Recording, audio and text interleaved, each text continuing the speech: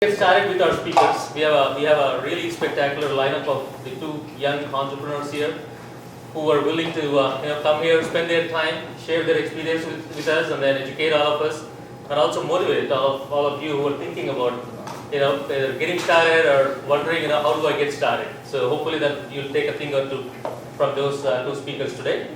So before we get started, have a couple of slides. Jackson, you can go next. All right, kids. Can you name the three people there?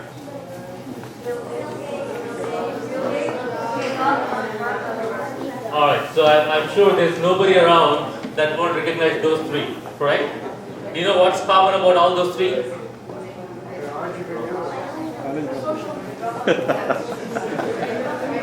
Somebody?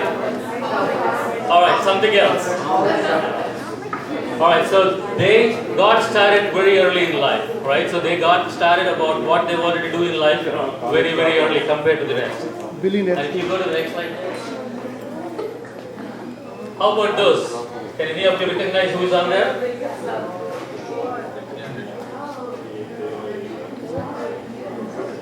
Alright, so these are kids just like you.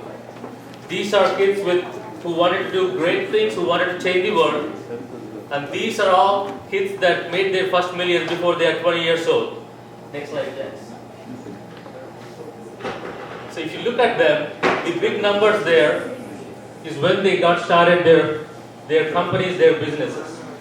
So if you look at what kind of things they did, there was somebody who thought the sandals on the beach are not cool enough for teenagers. She started out a company which did cool designs on sandals, and she made her million when she was 17 or 18. There was a kid who was 8 years old, and she didn't like the way bacon was getting warmed in a microwave, right? It was not crispy enough. So she had a design for the plate, and she was 8 when she started that design. She had a patent on it, and she made her first million before she was 15. Many, many stories like that. And the common thing about that is that these are kids who had a dream, who pursued their dream, and really achieved something, right? Very similar to what Bill Gates or Steve Jobs or Zuckerberg had. These guys had a vision too. They fought for it. May not be that big a scale as those other three visionaries, but these are visionaries that your next door neighbor, including yourself, could aspire to become. And that's exactly the message we wanted to bring it out here, right? So there's a guy who I like Captain Sparklets, right? So he loves playing Minecraft. Who doesn't, right? So the way he made his million is by having his videos on YouTube, and that makes him $1 million, right? And that happened before he was 20 as well. So there are stories like this for every Steve Jobs and Bill Gates and Zuckerberg. There's probably hundreds and hundreds of young entrepreneurs who are making this happen. And that's the message that we really wanted to get today, right? And we have two of speakers like that today. They are very young when they got started, and we would like you all to hear from them, learn a thing or two. So without further ado, I want Vanilla to introduce our first speaker here. Thank you. I'd like to introduce Aneesh. He's currently a junior in high school, but he started his first business in 9th grade summer, and he's here to share his experience and journey of being a young entrepreneur with us. Please give him a warm welcome, Aneesh.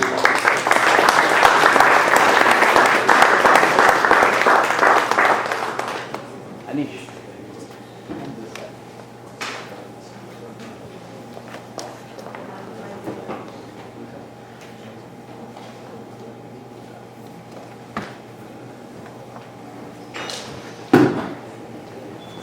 Hey everyone, my name is Aneesh, and I'm actually from Chicago, but I came down to Dallas for the holidays, and then I'm staying at my Uncle Raman's house, and him and Sudhakar and Prem asked me to come speak here. So thanks for listening. I'm actually a junior in high school, and I also work at a company called Cadiz, which is a startup based in Chicago, and And I'll get more into that later, but I kind of want to tell you guys how I got to this point. So, like many of you, I'm sure, I've always had a passion for entrepreneurship, even when I was a kid. Me and my friend did a ton of different things. We would build websites and apps, we started different lawn care services. Basically, we would do anything that we thought could make a little bit of money. And most of them didn't really work out. A lot of them failed, but they were learning experiences. The first time that we actually made a profit was when me and my friend, we bought a broken iPhone off of eBay, and we fixed it ourselves and then resold it at a higher price. And it wasn't much, but it was pretty exciting for us at the time. We ended up doing it, buying and selling these broken and fixed iPhones so much that we were able to hire someone to fix them for us and get rid of all the dirty work. I think at its peak, we were maybe buying around 30 or 40 iPhones in bulk at a time, having our person fix them for us, and then reselling them. In that one summer, we made around $6,000, which was cool, but it wasn't really necessarily what I wanted to do.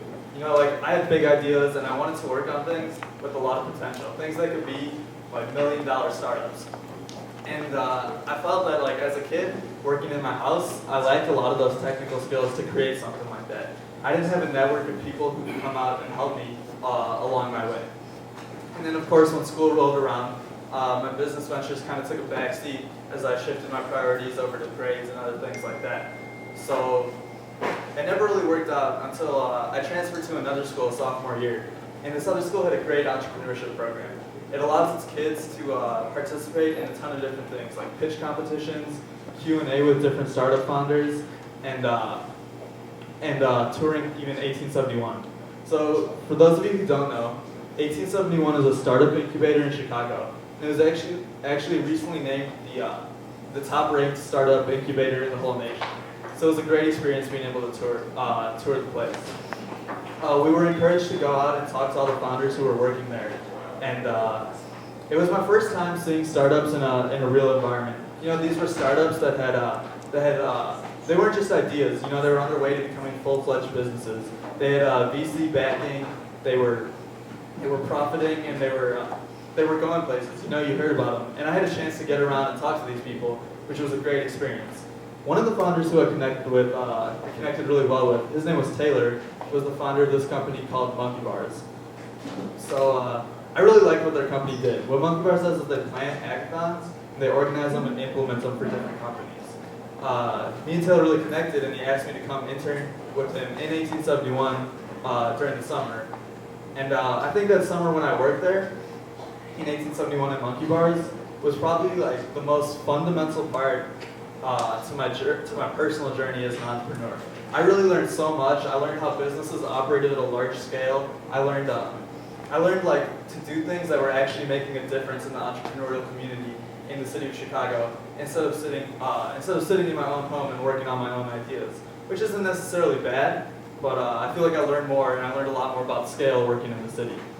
And that's kind of goes into the advice that I want to give to the youth here, is you got to put yourself in this sort of environment where you want to be working. No matter like what your age is, don't let that hold you back. You put yourself in that environment and you connect with the people who are there, and you'll find yourself going places. After working there during the summer and through meeting all these different people, I actually met a nightclub owner in Chicago. And the way his nightclub operated was, it only runs on weekends, and he has nothing going on during the weekdays.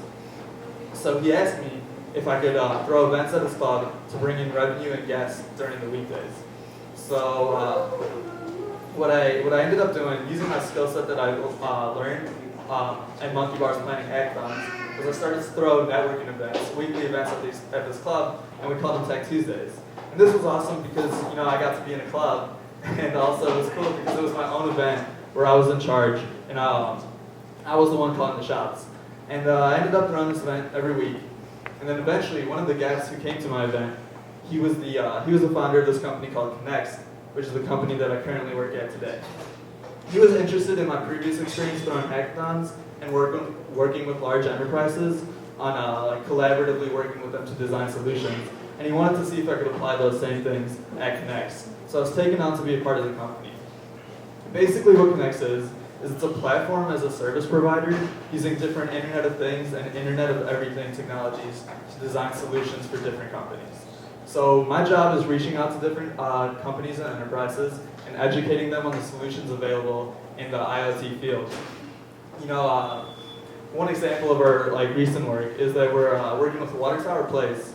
It's the biggest mall in Chicago, and we're kind of working on retail solutions with them to see how our technologies can help them. So one of the things we're doing with them is we noticed through data that a lot of shoppers today, they go about shopping by looking things up online, on their phone, on the internet, but they also appreciate the kind of personal experience of a brick and mortar store.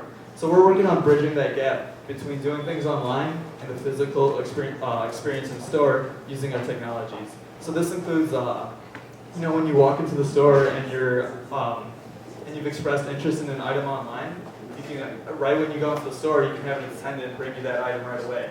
Or if you take an item that you like into a changing room in the store, on the mirror in the changing room, there would be similar items that would go along with what you're thinking about picking. Basically, different technologies that can drive up revenue through Internet of Things and Internet of Everything. And that's kind of where I'm at today. But I only really got to that point by putting myself in the right environment. For me, that was working in 1871 and then monkey bars.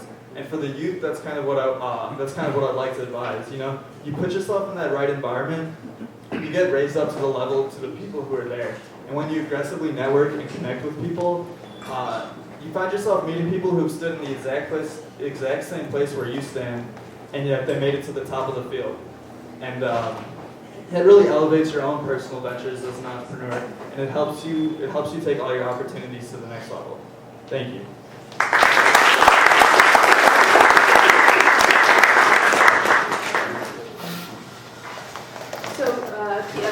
Remember, we're going to have a Q&A session at the end. Now I'd like to hand it over to Priyanka to introduce our next guest. So our next Please speaker come.